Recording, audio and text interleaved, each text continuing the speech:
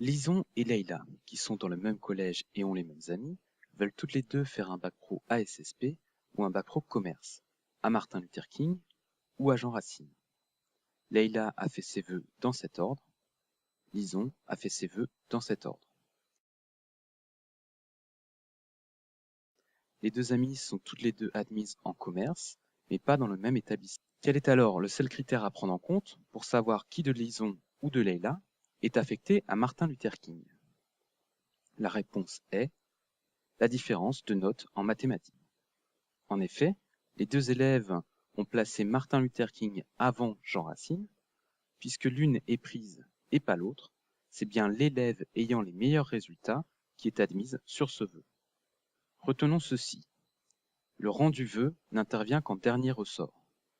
Affelnet traduit les notes en points, puis regarde en fonction du total des points qu'a l'élève, les vœux pouvant être satisfaits. Affelnet élimine les vœux qui ne peuvent pas être satisfaits, puis affecte l'élève sur son vœu le mieux placé parmi les vœux pouvant être satisfaits.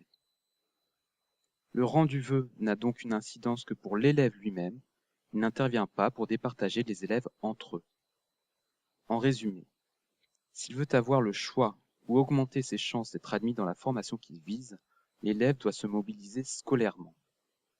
Et les vœux doivent être ordonnés selon les préférences de l'élève, il n'y a aucune stratégie à avoir concernant l'ordre des vœux, on veillera simplement à intégrer autant que possible un vœu de sécurité. Le fonctionnement d'Affelnet dans l'Académie de Versailles permet à l'élève de formuler des vœux ambitieux sans perdre ses chances d'être affecté sur un vœu plus sûr, positionné en sécurité.